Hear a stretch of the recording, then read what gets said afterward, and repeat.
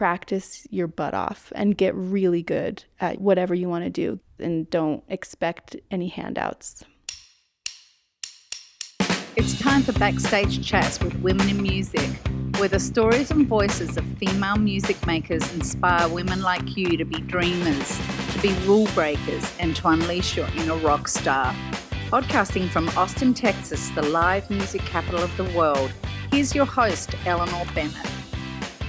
In this episode, we go backstage with singer-songwriter and multi-instrumentalist Misty Boyce.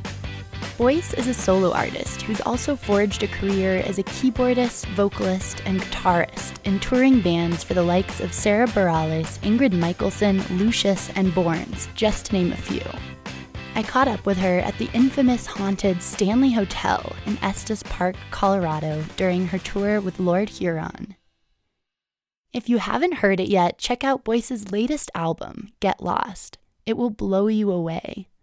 When talking about the LP, she said, "I hope it fosters an environment where people can more directly discuss drug addiction, depression, and suicide without the stigma. I'd like for my music to be an arm reaching out to people who feel lonely and sad." Her deeply personal lyrics do just that. The doctors see you now. Book all the ins and outs. Could you call me up to tell me that I could've used a heart attack?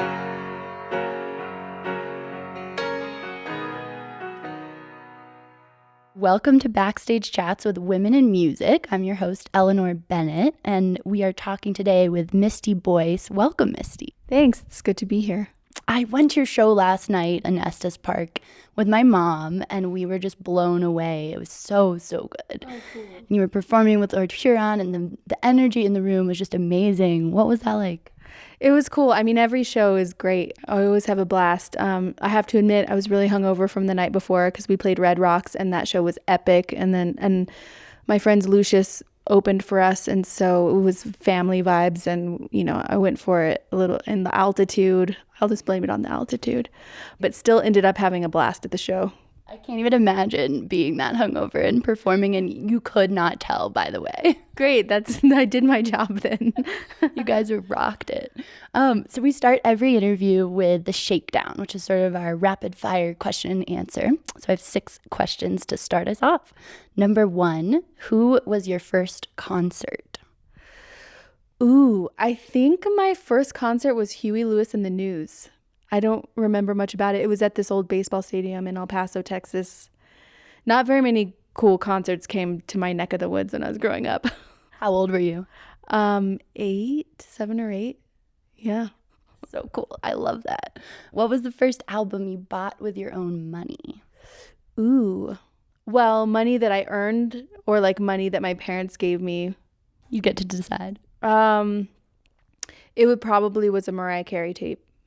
Yeah, probably like Emotions or Music Box or something like that.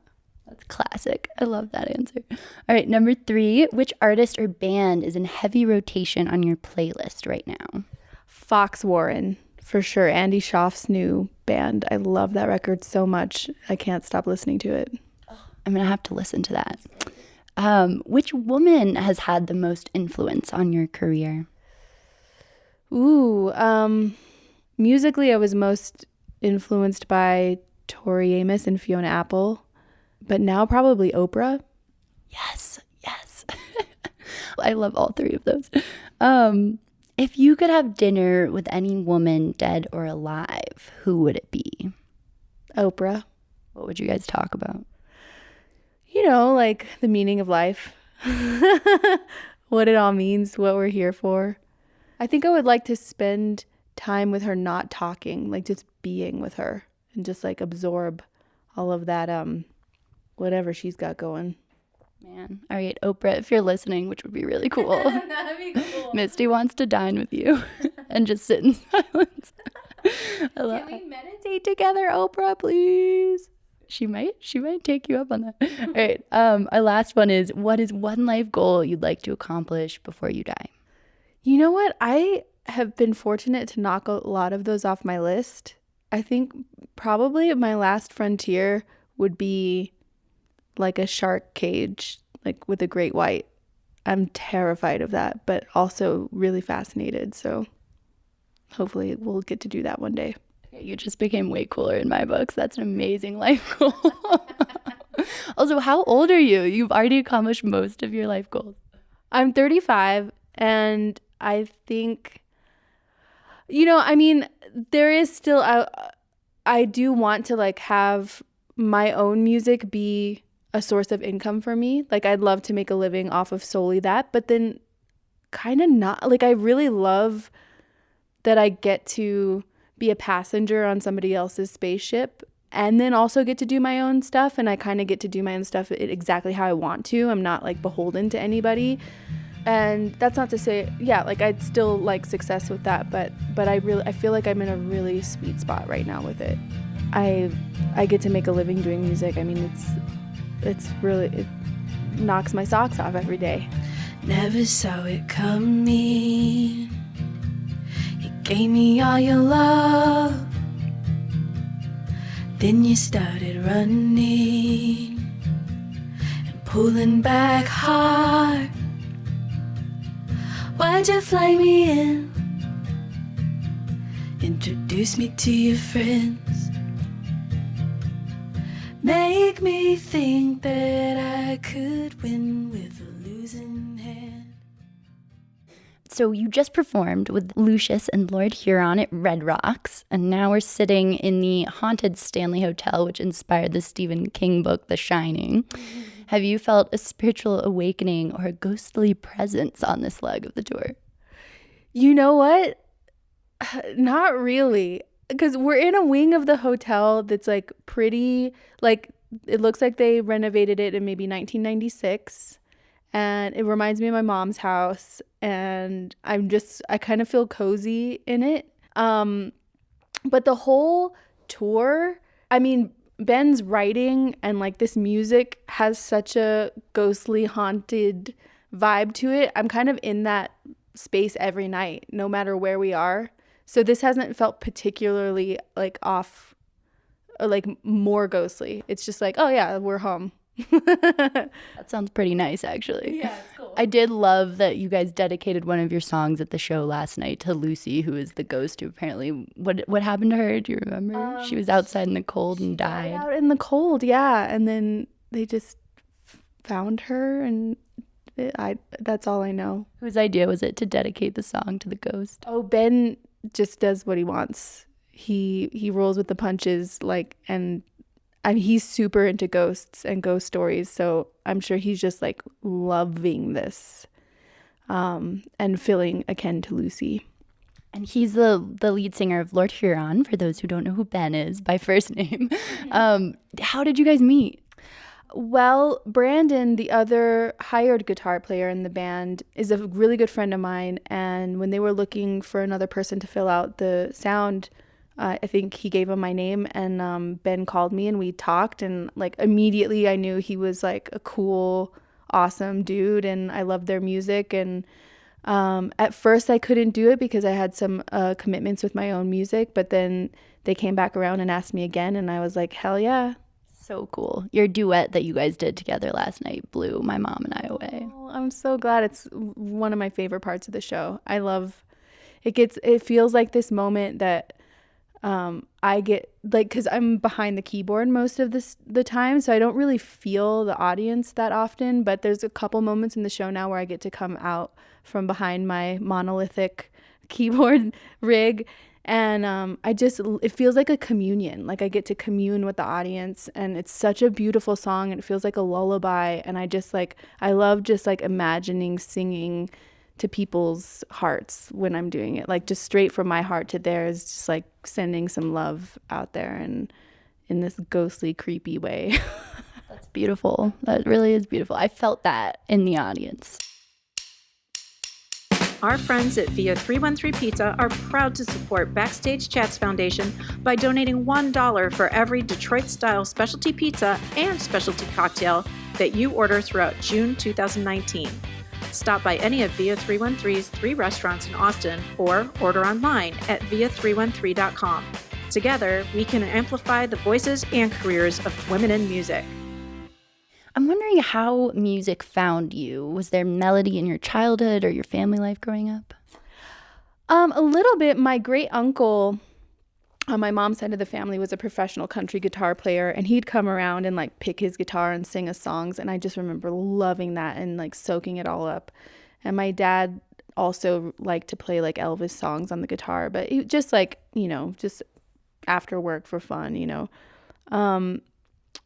I don't know exactly. It's just one of those things that I was just drawn to from a really early age, and had enough family around me that were like, oh, I think you're talented at this. Like, let's find you a piano teacher. Let's like, they helped foster that. And then I was just a sponge and like loved, listening to everything. Like, I grew up playing classical piano and singing in the shower and, So cool. Yeah. I feel like so many musicians say that like, if no one had believed in me, I wouldn't be here today. So it's really amazing, like how far that can go, especially in your childhood. Totally. It's really important. I know both kinds of people. I know people who are talented musicians whose parents weren't supportive, and it's like a rebellion. They're like, screw you, I'm going to do it anyway.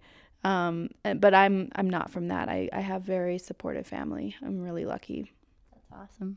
So when talking about your latest album, Get Lost, you said, I hope it fosters an environment where people can more directly discuss drug addiction, depression, and suicide without stigma. I'd like for my music to be an arm reaching out to people who feel lonely and sad. Why is this so important to you? I guess just from the direct experience of it with my family and losing people through that, and struggling with depression myself, and it's been really healing to hear so many stories out there. And once I'm open with my stuff, you just hear even more and more. And it's happening a lot now, and I'm really excited about that. And I think it's really silly that people suffer alone. And I hope that we can, as a society, create more of a space for people to properly like process their feelings. And, it might swing too far in a certain direction before it gets to a healthy place. But I think people being more like on the oversharey side is a good move, rather than keeping it all in, because that terrifies me now. Like, having watched somebody I love who I had no idea had an issue, then all of a sudden one day he's gone. He took his life, and without, like, it just completely blindsided me. So I just feel really desperate in wanting people who don't feel like they can express themselves to feel like they can express themselves. Yeah. I think that's so important, and I think it's so cool that you're thinking about that while you're writing your music. Listening to that album, I found myself wondering, like, was this stuff going on in your life?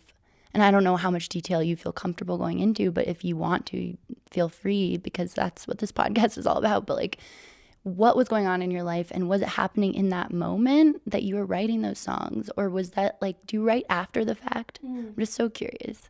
A little bit of both. The songs were written over probably a 5-year time span, so a lot happened. And if I remember correctly, like, a couple of the first songs were written after my stepbrother passed away of a drug overdose.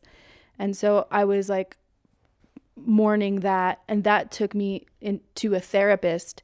And then through therapy, I like kind of found, she like found some holes in my my life story process. And so I started, kind of wrestling with some mom stuff. And so that's in it. Like, Oh Marie started when I was like, oh, I have a terrible, like, I've been thinking about this all wrong, and I need to fix this relationship with my mother. And is her name Marie? Her middle name is Marie, yeah.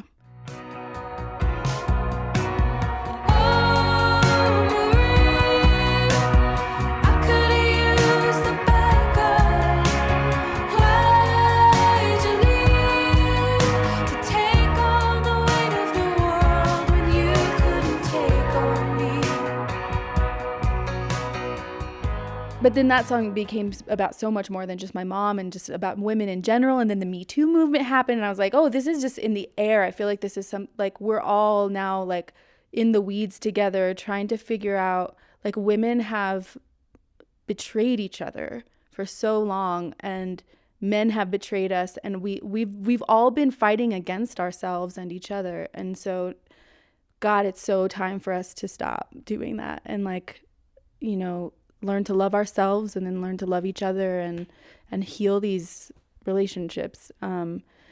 And the first place you got to start is your family. Like, not much social change is going to happen unless you can heal yourself and then the people most directly around you. So, and then my stepfather died, like, in the process of other writing. So, like, it was all kind of happening at the same time. Johnny, like, I had written that melody before that happened, and then when that happened, it's like the words just fell out of the sky and, like, found their way into that melody.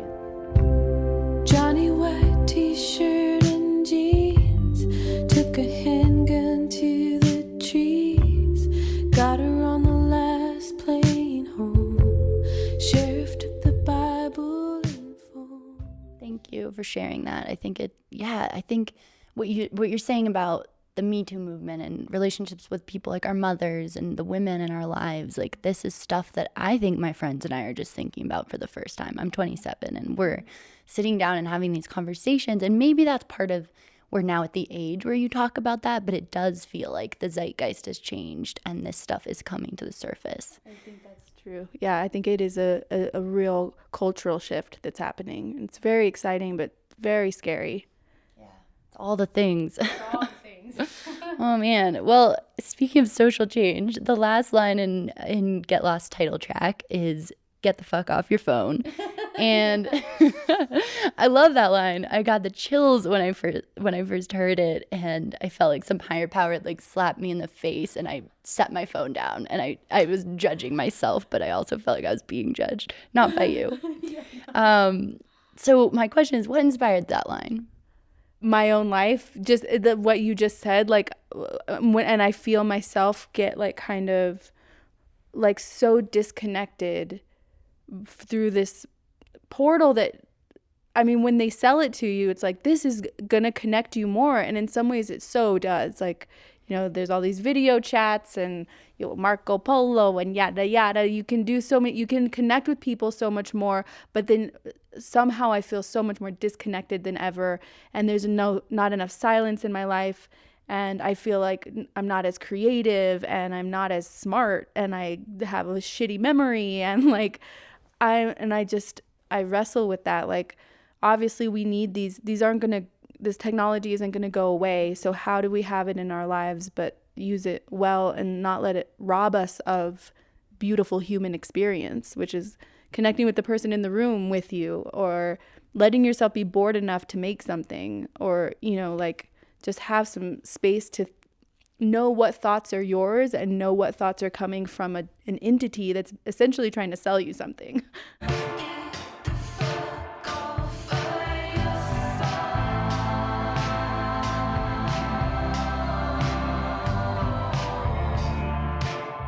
I appreciated that line because I felt like those are the moments when someone calls you out for it or reminds you. I think that those moments are so important because they pull us out of that. And so we're all struggling with this, I think. I don't want to speak for everybody, but it's definitely an issue. Yeah, okay, so moving on. You co-produced the album with your friend and Americana artist, Lyra Lin, who many of us know from HBO's True Detective. Was it important to you to work with a woman producer? Absolutely. That was my aim with this record. I was, like, racking my brain for a woman I could work with, and Lyra had never produced anything before, but her and her then boyfriend Josh Grange did her Resistor record together, just the two of them. And I was like, you know what? I bet she'd be really good at this. And she's also one of the, like, my favorite people, and when we get in the room together, we just, like, immediately start laughing, and it's giddy, and I wanted that energy. Like, I want to work with somebody who makes me, like, I trust their taste 100%. They make me feel really relaxed and at ease and make me laugh, and also I know will hold me to standards that I want to set for myself. And she did all of that and then some. And I mean, Josh was a huge part of what made that record sound so good too. But like working with her was, it did everything I hoped it would. You know, she pushed me vocally, she pushed me writing wise, but always with this, like, I always out of love and always with the best intentions. And then we would just laugh our asses off. So it was great. Like, you can't do it without some laughter. And I imagine, like, that album is so deeply personal that to have her also be a friend must have been really important to you. It was really important to me because, there, you know, recording the song Get Over You. All my friends tell me you're wrong, and they say it won't be long till I forget. I do what I'm supposed to do, live my life by every rule till you cross my mind, till you pass by. But I'll get over you. That song was originally written as a breakup song for just a dude, but then my stepdad had died, and I was thinking of my mom while writing it and just the loneliness that she was feeling at that time, and I lost it for about a half a day. And I don't think that I would have been able to get to that place. It was very cathartic for me. Like, I needed to feel that, and I wanted that kind of emotion to come through in the record, so I needed to get there, and I wouldn't have been able to if I hadn't felt safe around her to like let that out. So it was great. It sounds to me from what you're saying like this was also a healing process. 100%. Yeah. That's amazing. And I'm sure the healing is still going on. I'm much better now. My next record is going to be probably still a little bit sad, but a lot less sad. I get skeptical of people, and I'm actually a very joyful person, so I'm also skeptical of myself, but I'm always skeptical when someone is like too happy because I think it can't be real. That's not true. So, a balance is always good. Yeah. So as an artist, do you think things are improving for young women breaking into the music industry? God, I have no idea. I think it's a really tricky place right now because all of the infrastructure is still there of men being kind of the gatekeepers. Mm-hmm. And so it's great that the conversations are happening, but in the end, there are, like, politically, it's just the structure is still designed around men being the boss. And I think we have a long way to go. Goodbye, July.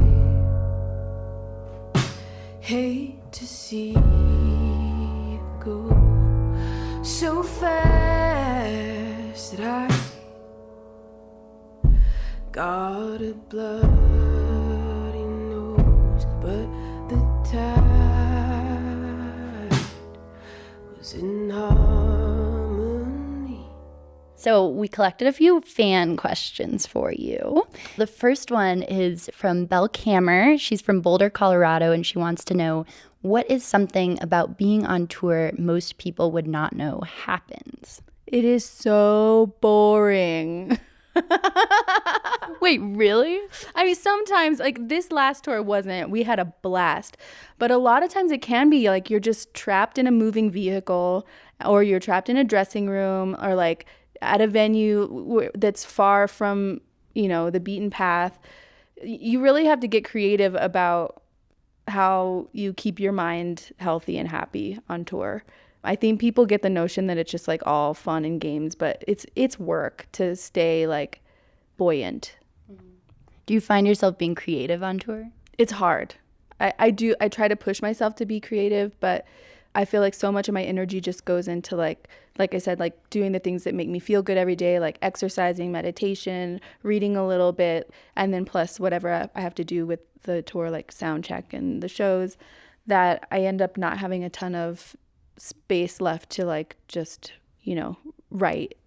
But I also am on my phone a tremendous amount because you're bored all the time. It's hard. it's a mindfulness practice for sure. I definitely did not know that, so it's super fascinating. Okay, Rebecca Seidel from Queens, New York says, I saw you accompany Ashley C. Ford's live rendition of Animal Meditations podcast in Brooklyn earlier this year, and I'm wondering what it's like to accompany a performer in real time. Are you able to improvise at all if the performer is sticking to a script? Oh, that's a great question. That was a really psychedelic experience, and yeah, we were improvising that whole time. So, I had a sound and Isaiah was playing the cello and we were just feeling it out. We were like really in the meditation with everybody together. So it was a wild ride. Like we really went on a ride together.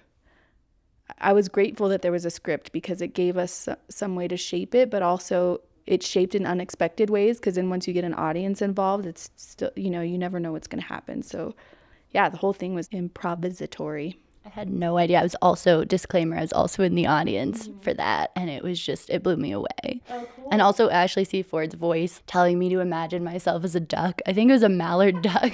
I was like, what is happening right now? And you on the keyboard. It was beautiful.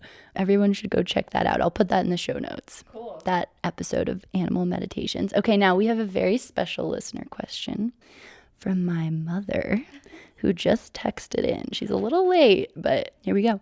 Janie Jocelyn from Mimily, South Australia. If you were to give one piece of advice for a female musician today, what would it be? Ooh, that's a good question. I think it would be to push yourself as hard as you possibly can.